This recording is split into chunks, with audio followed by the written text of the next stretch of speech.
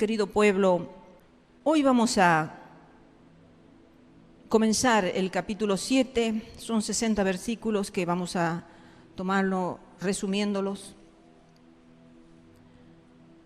60 versículos realmente que tómense en el tiempo de leerlo en su casa. Es un recordatorio, es una recorrida desde los comienzos que hizo Esteban. Y la he titulado hoy a la prédica, Condenado igual que Jesús. Y la defensa que Esteban presentó ante el Sanedrín, recordemos un poco que allí estaba Esteban ante un Sanedrín, pero esa defensa no buscaba su aprobación, no estaba como diciendo voy a buscar que me aprueben, voy a buscar de acomodar lo que voy a explicar para quedar bien con ellos. No, por todo el contrario, empezó a exponer la historia de Israel, Esteban, para demostrar dos puntos principales. Primero, que Dios nunca se había mostrado limitado a una sola morada, ni siquiera a una sola localidad. Por lo tanto, los judíos se equivocaban al atribuir tanta importancia al templo de Jerusalén.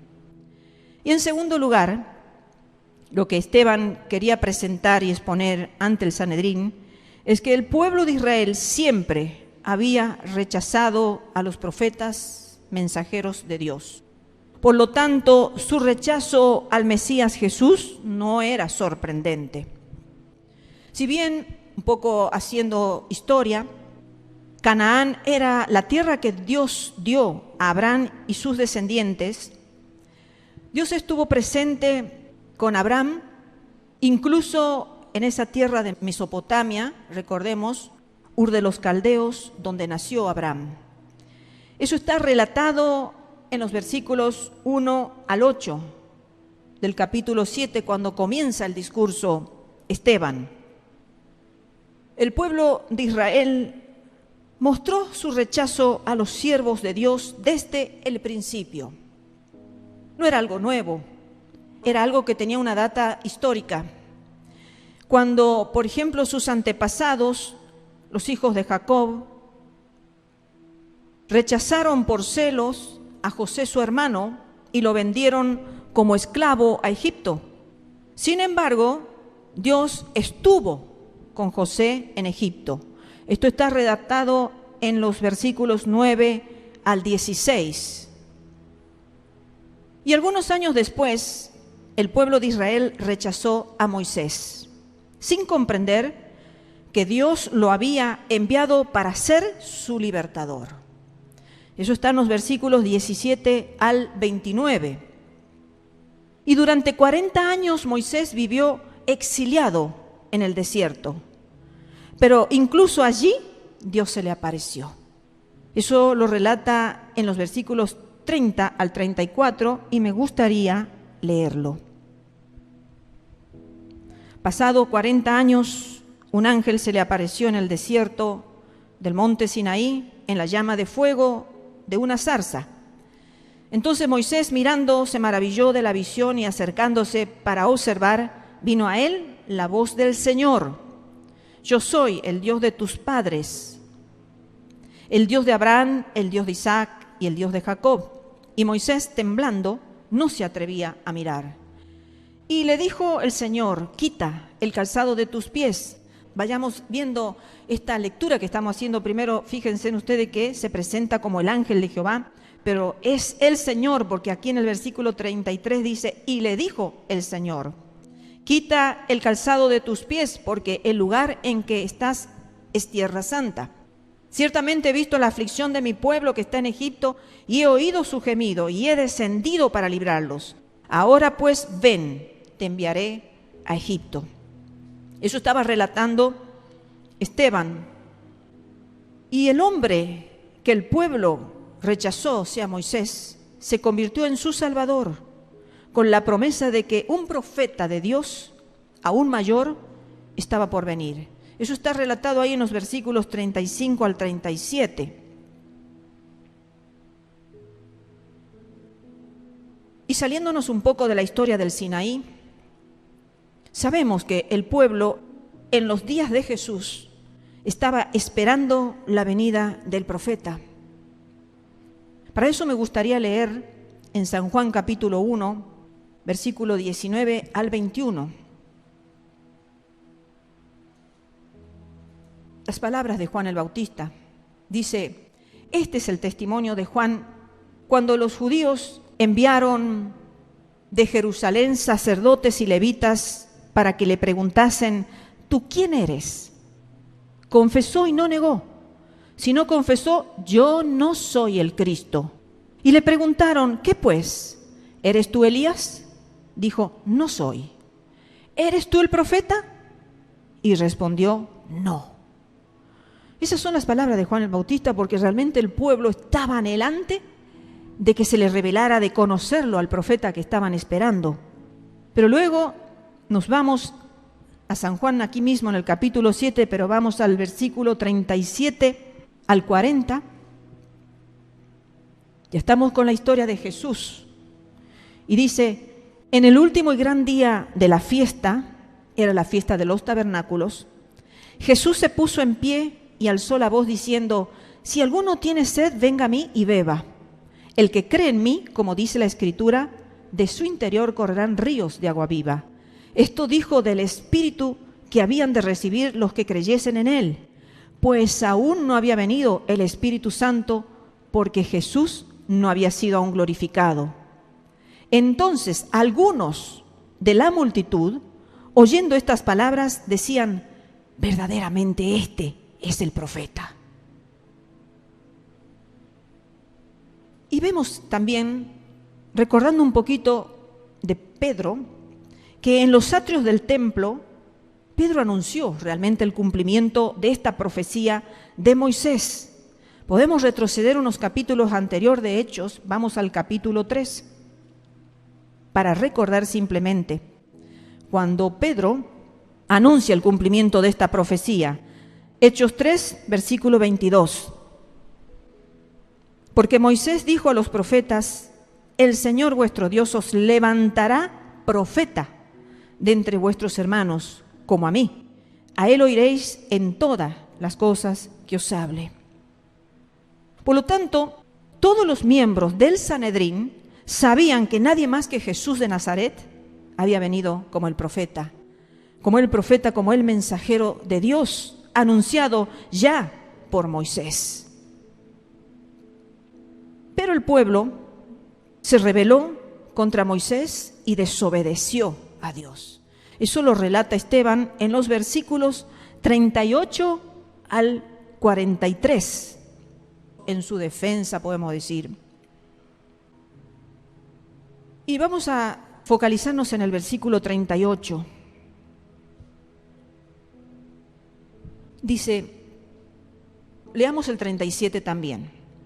Este Moisés es el que dijo a los hijos de Israel: profeta os levantará el Señor vuestro Dios de entre vuestros hermanos como a mí, a él oiréis.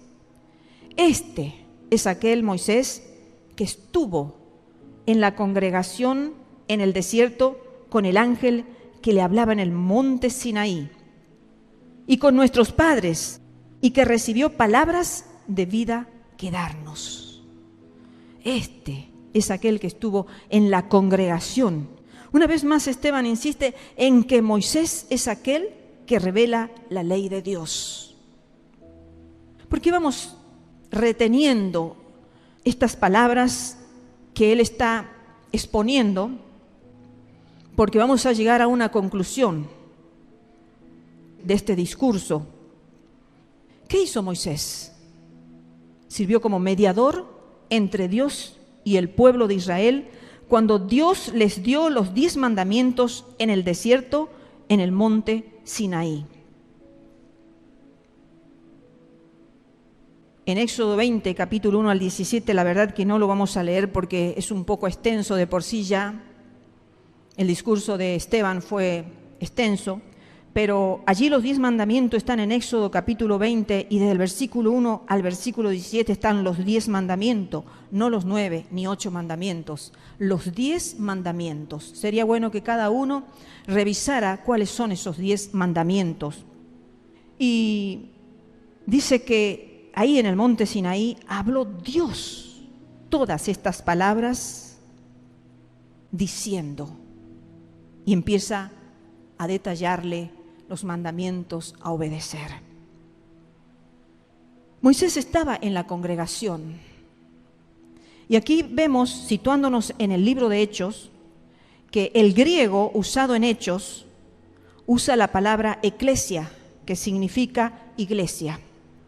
Pero por supuesto, el término describe al pueblo de Israel reunido en asamblea o congregación en el monte Sinaí para escuchar a Dios cuando daba los 10 mandamientos o el decálogo, llamado también y anunciado también en Deuteronomio capítulo 4, versículo 10, que se los leo, dice: el día que estuviste delante de Jehová tu Dios en Horeb, cuando Jehová me dijo, reúneme el pueblo para que yo les haga oír mis palabras, las cuales aprenderán para temerme todos los días que vivieren sobre la tierra y las enseñarán a sus hijos.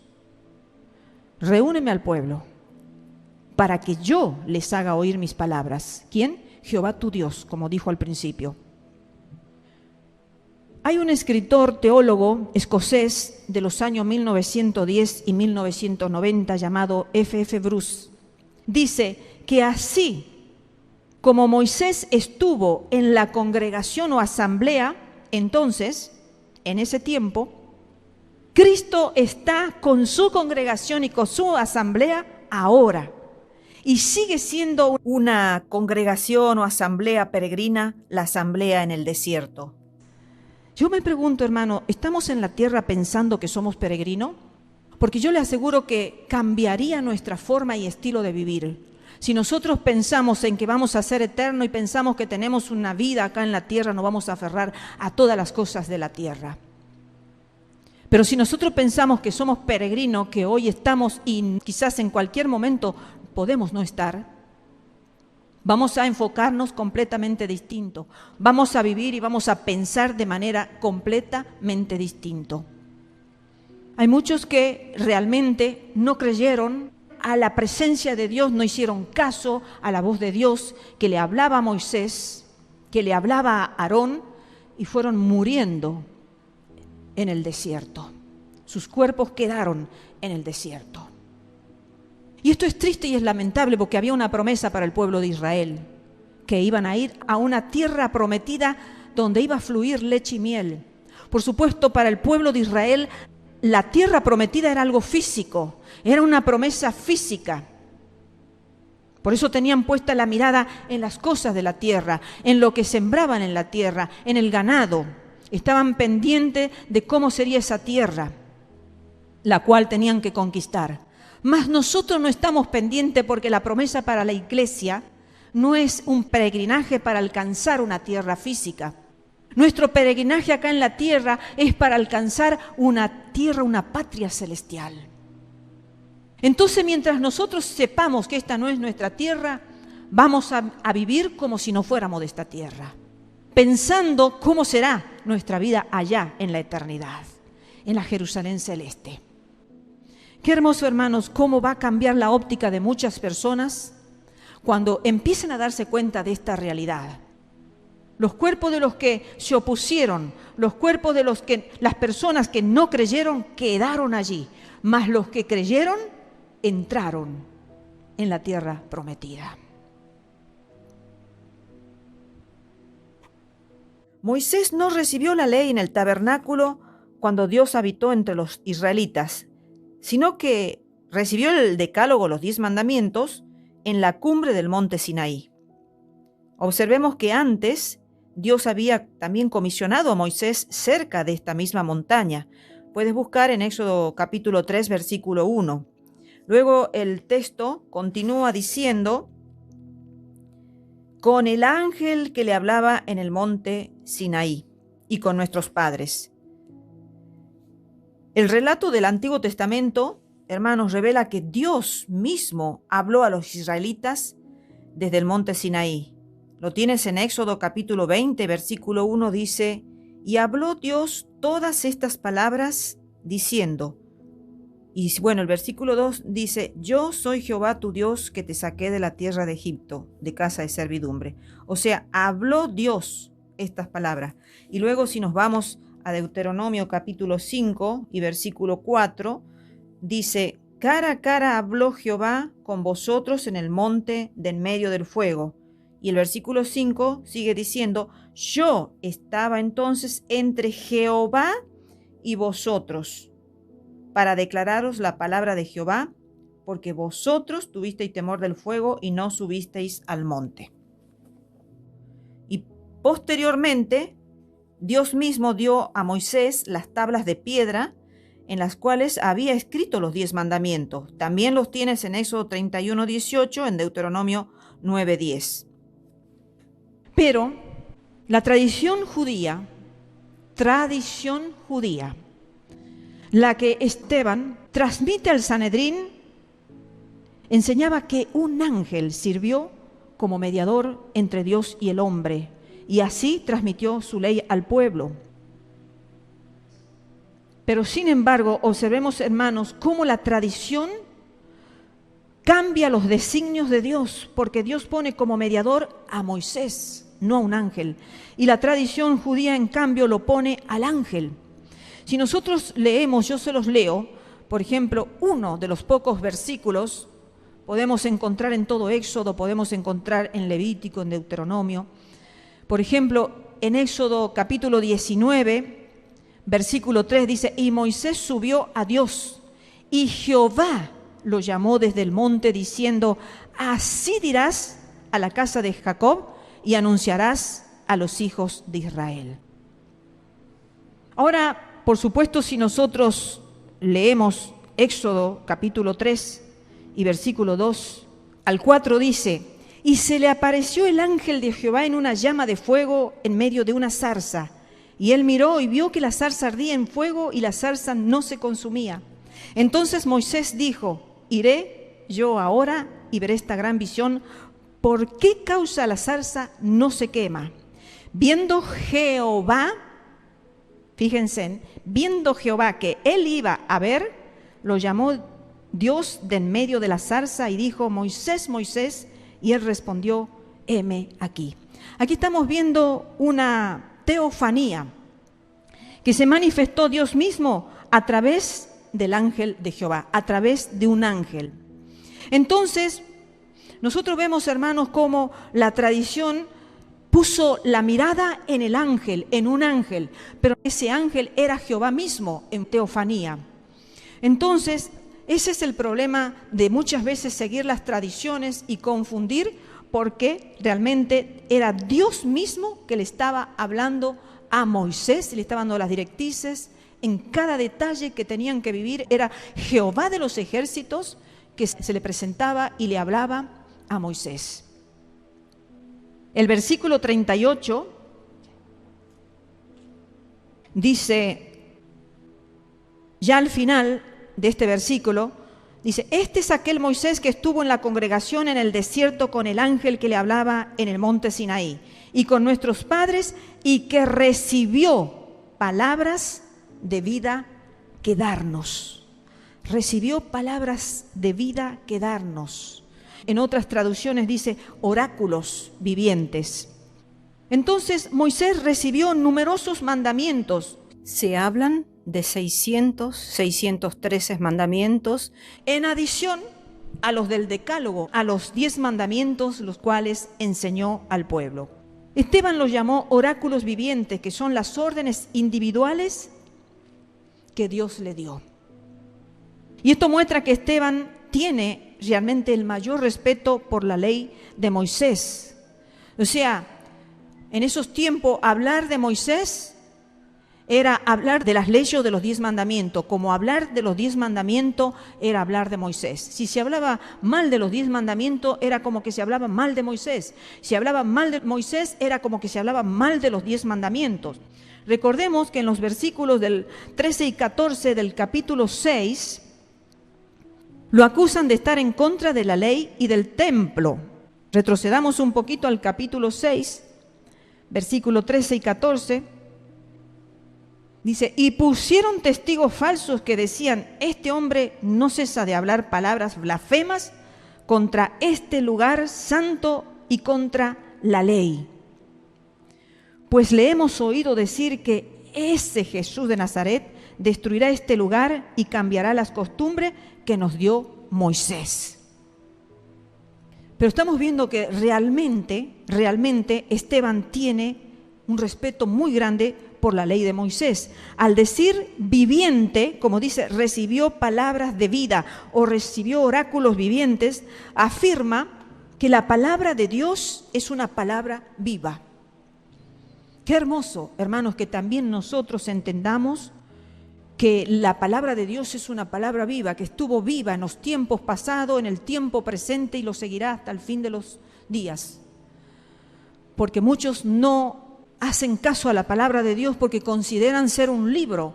Al considerarlo un libro, van a entender ellos que los libros pasan de historia. Mas al ser una palabra viviente siempre tiene vida, siempre es presente, como en los tiempos de Moisés, como en los tiempos de Abraham, como en los tiempos nuestros, y como lo seguirán siendo por toda la eternidad. Palabra viviente. Entonces, ahora que hemos estado ya hablando un poquito de lo que es con respecto a la ley y a Moisés, vamos a hablar ahora del templo, que eran las dos acusaciones contra Esteban. Entonces, originalmente, la morada simbólica, o sea, el tabernáculo de Dios, era una tienda móvil, algo que podía instalarse en cualquier lugar, demostrando que Dios no estaba limitado a un solo sitio. Recordemos que Dios le dio a Moisés las instrucciones para elaborar con las medidas exactas, con el material y las cosas necesarias, el tabernáculo donde iba a presenciarse Dios mismo a través de Moisés y de Aarón. Entonces, en esos tiempos la morada de Dios era algo simbólico y era algo móvil. Se detenían y luego continuaban. Cuando la nube de fuego o la nube de día le determinaba que avanzaban, y cuando se paralizaban se debía toda la congregación paralizarse. Y de nuevo el campamento se asentaba. Era realmente una tienda móvil. Pero cuando Salomón construyó un templo permanente en Jerusalén, la gente empezó a desarrollar la idea errónea de que este templo era el único lugar donde Dios habitaba. Esto está relatado en los versículos 44 al 50.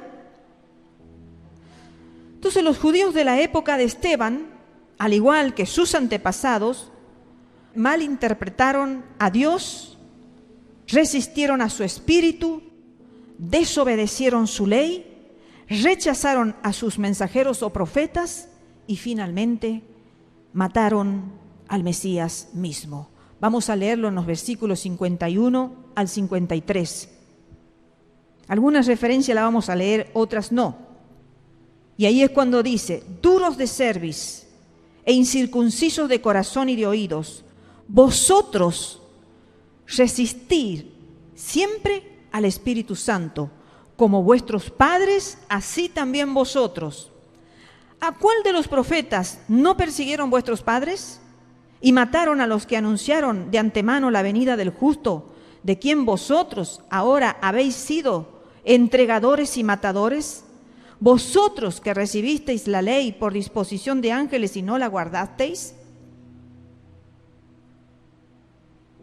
Al oír estas palabras, los miembros del Sanedrín no pudieron guardar silencio por más tiempo, pero Esteban, manteniendo la calma, apoyó la afirmación de Jesús de que él, el Mesías, era igual a Dios, la deidad que muchos en el presente también están negándola.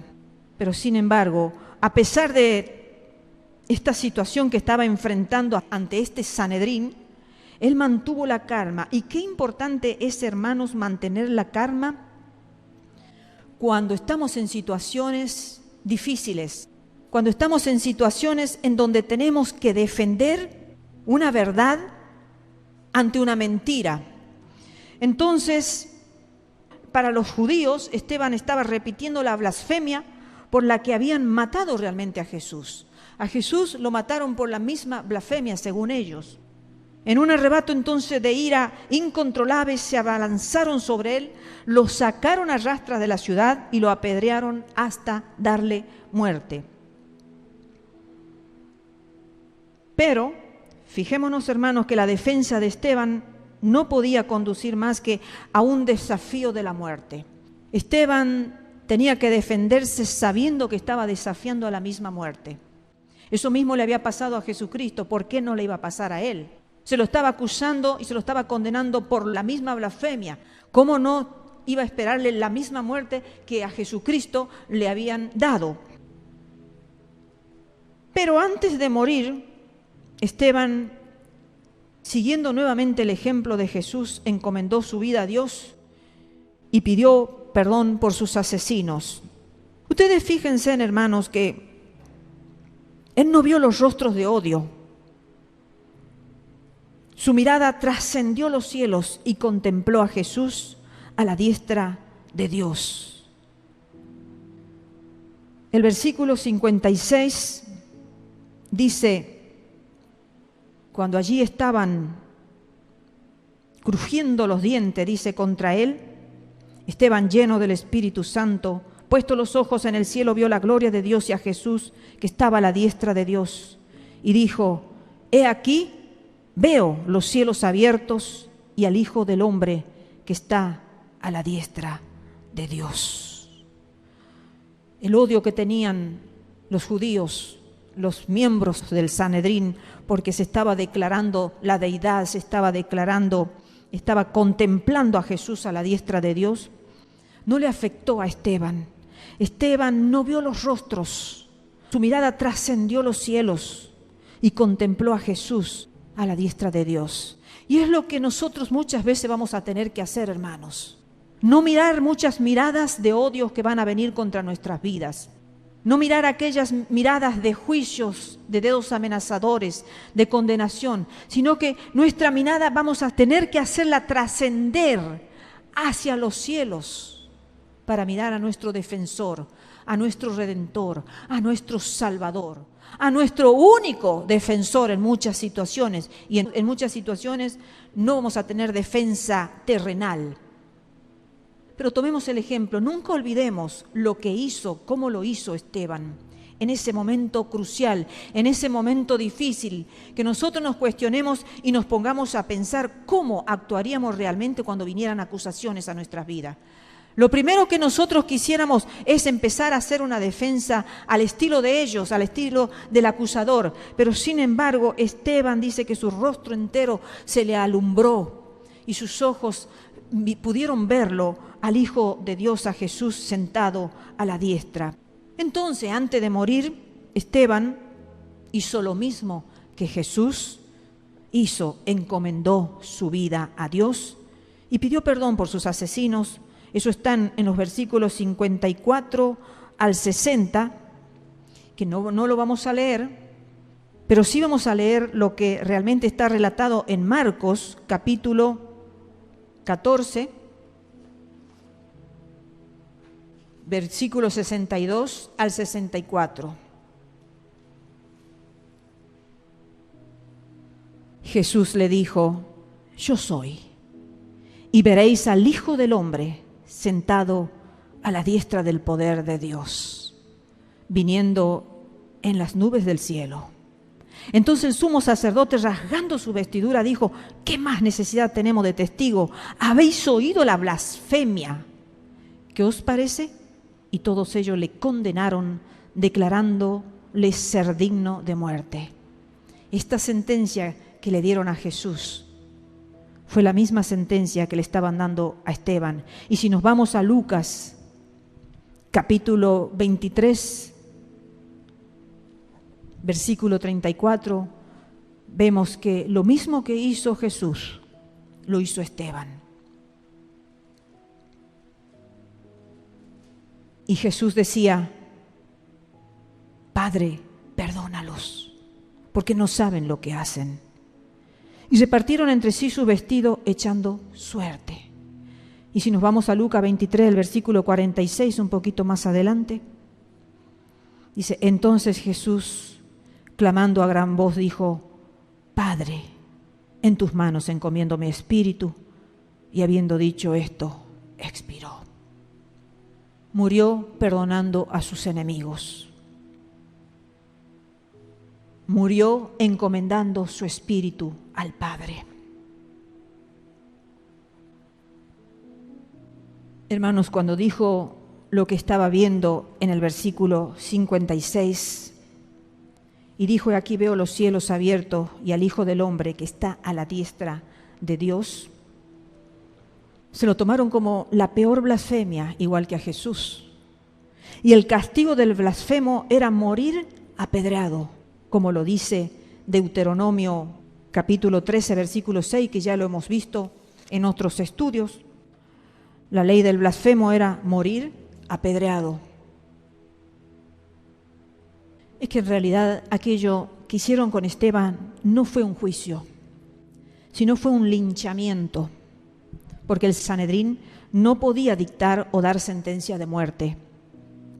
Y para apedrear a un criminal se lo llevaba a un montículo, a una colina, un cerro, y desde allí se lo despeñaba. Esto lo debían hacer los testigos. Y si moría como resultado de la caída, con eso bastaba. Y si no moría, le arrojaban grandes piedras hasta que moría. Y esto me recordó realmente a lo que le hicieron a Jesús. Relatado una vez, pero muchas veces, Jesús debe haber pasado por esta situación. Para eso vamos a leer Lucas capítulo 4. Y vamos a leer para poder entender el contexto de lo que tuvo que pasar nuestro Señor Jesucristo desde el versículo 16 al 30. Dice: vino Jesús a Nazaret, donde se había criado, y en el día de reposo entró en la sinagoga conforme a su costumbre y se levantó a leer. Y se le dio el libro del profeta Isaías, y habiendo abierto el libro, halló el lugar donde estaba escrito, que es Isaías 61, versículo 1 y 2. Dice: el Espíritu del Señor está sobre mí, por cuanto me ha ungido para dar buenas nuevas a los pobres. Me ha enviado a sanar a los quebrantados de corazón, a pregonar libertad a los cautivos y vista a los ciegos, a poner en libertad a los oprimidos, a predicar el año agradable del Señor. Y enrollando el libro, Jesús lo dio al ministro y se sentó. Y los ojos de todos en la sinagoga estaban fijos en él. Y comenzó a decirles: hoy se ha cumplido esta escritura delante de vosotros.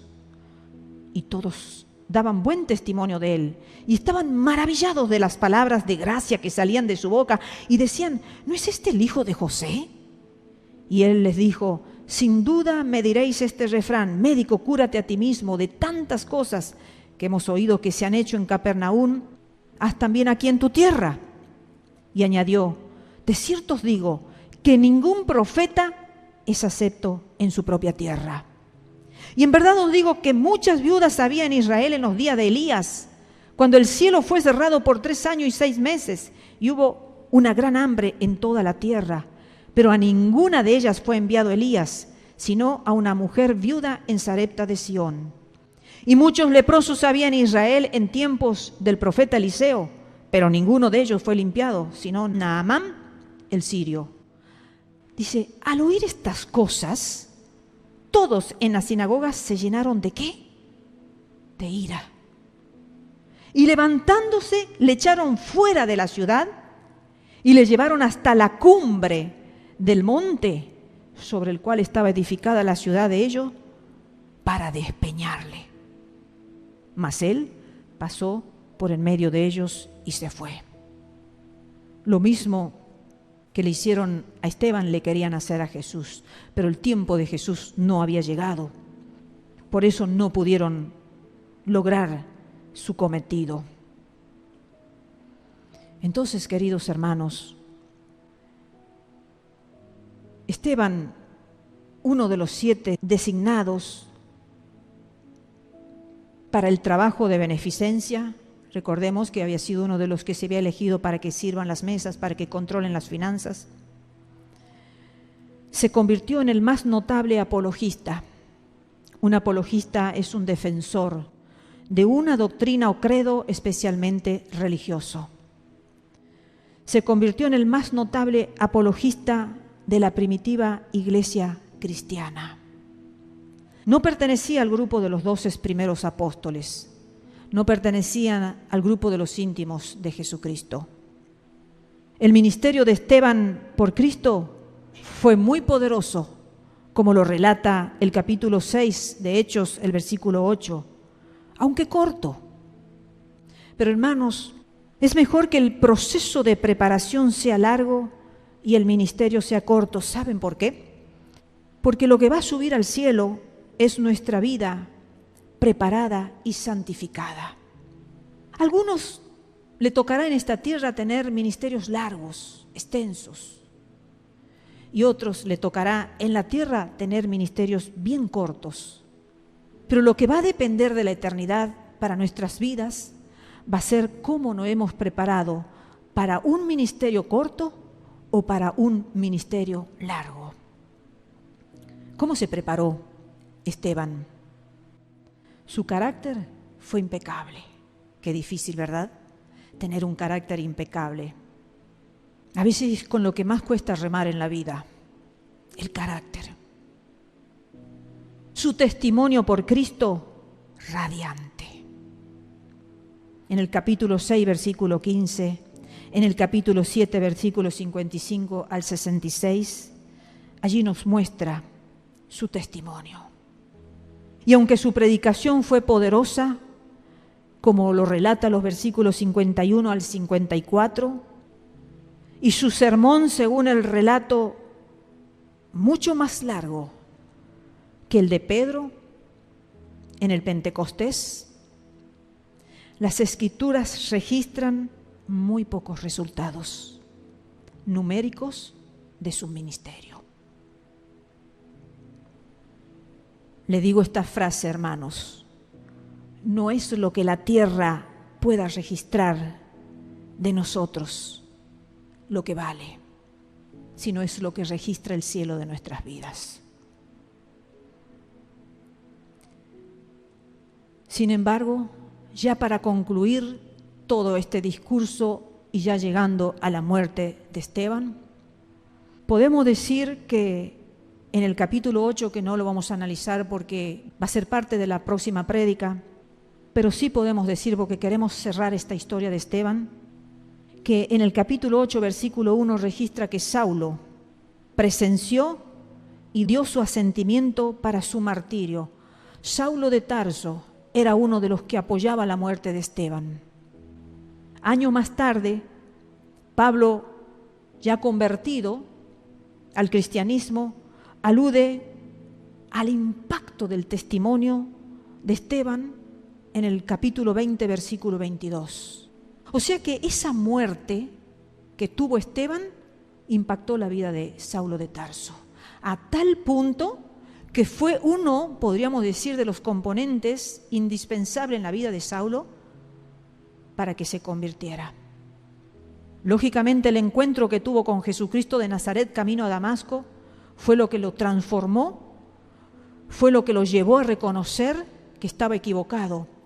Pero seguramente esa historia que él había vivenciado y que había sido partícipe de esa muerte tuvo tal impacto en la vida del apóstol Pablo que él luego puede dar testimonio.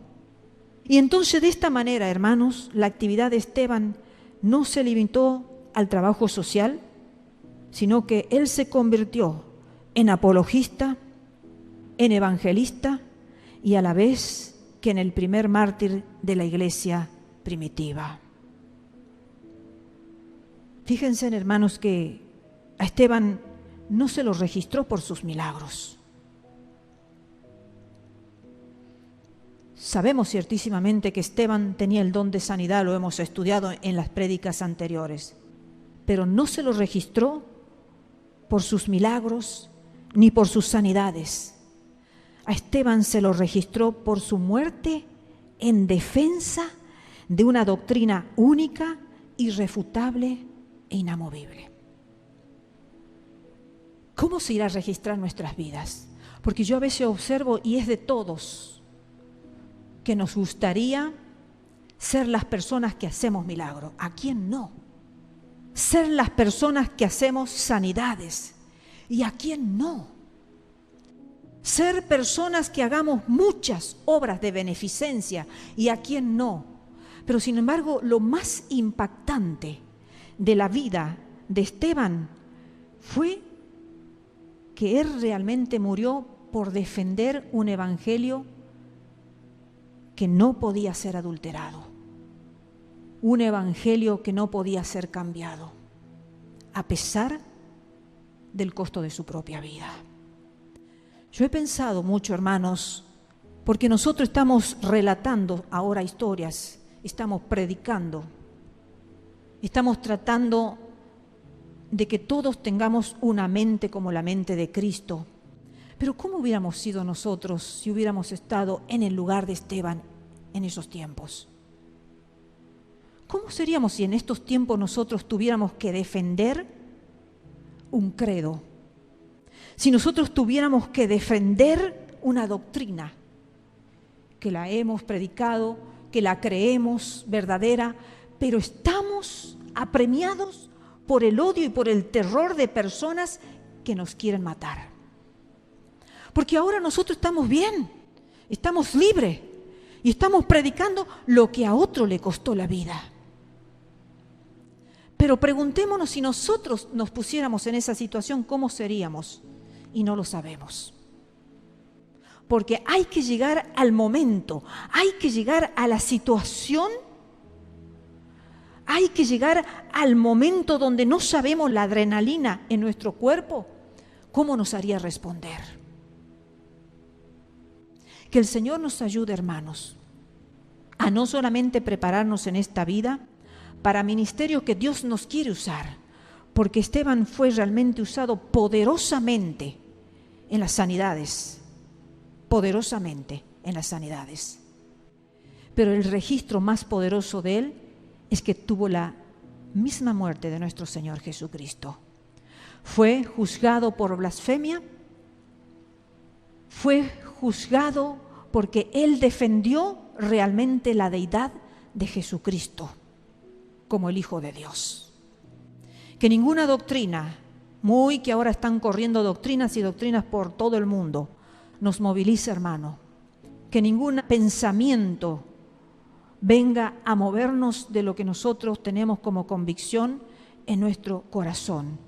Que el Señor nos ayude a poder defender esta palabra como Esteban la defendió, como una palabra viva, no como una palabra histórica, como una palabra que ha pasado en su tiempo, se dio, ya es obsoleta, ya no sirve, ya no tiene utilidad en nuestra vida, sino como una palabra que, como fue necesario en los tiempos de Moisés, como fue necesario en los tiempos de Jesucristo y en todos los tiempos de Abraham, en todos los tiempos, en nuestros tiempos, seguir defendiéndola hasta que el Señor nos venga a buscar a todos sus hijos, a todos los que han creído en Él, a todos los que estamos dispuestos a dar nuestras vidas. Hay hermanos nuestros que hoy, en el presente, en este momento, nosotros ya estamos predicando de un mártir. Y hoy hay hermanos nuestros que están siendo mártires, están sufriendo por la causa de Cristo. Niños, hombres y mujeres están dando su vida como la dio Esteban. Y no sé cómo nosotros reaccionaríamos ante las piedras, ante mirarnos en un montículo a punto de que nos quieran despeñar. Como algunos le dicen, si solamente escupes la cruz, si solamente niegas ese nombre, vas a ser salvo. Y no niegan. Muchos cristianos, sus vidas están corriendo el riesgo de la muerte misma. Pero por defender la verdadera doctrina de nuestro Salvador, están pasando a la eternidad como pasó Esteban. Seguramente fue recibida con toda gloria y con toda honra. Que nosotros no seamos salvos como por fuego, hermanos.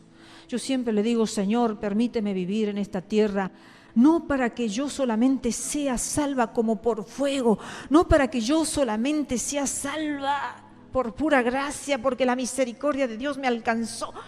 y en ese momento pude ser salva, y si tengo que morir, bueno, llegar al cielo porque la misericordia del Señor me alcanzó. Sino yo quiero, Señor, llegar al cielo porque realmente mi pasar acá en la tierra haya sido digno, haya dejado señales, haya dejado vidas marcadas. Esteban dejó la vida de Saulo de Tarso, de Pablo, marcada. Y seguramente cuántas veces Pablo se habrá acordado de Esteban cuando moría, de las ropas de Esteban puestas a sus pies.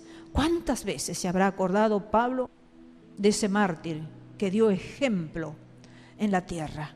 Hermanos, que ese sea nuestro anhelo, tomarlo a Esteban, que mucho dato no hay, pero sí su discurso fue largo y pudimos rescatar en síntesis lo que él realmente conocía y pudo expresar realmente lo que habían hecho este grupo de judíos, que con mucho conocimiento que tenían, por más que tenían conocimiento, no aceptaron al Mesías, no aceptaron a los profetas, no aceptaban que la presencia de Dios podía estar en todos lados. Que el Señor nos ayude a tener una mente alumbrada por el poder del Evangelio, a tener y sostener un verdadero Evangelio que a nosotros nos caracterice como verdaderos hijos de Dios. Que el Señor nos bendiga, que el Señor nos ayude y nunca nos olvidemos de este mártir de Esteban, que no solamente fue un evangelista, un apologista, que estuvo en el servicio de la comunidad, sino que también murió como mártir de la iglesia de Jesucristo. Que el Señor nos bendiga a todos.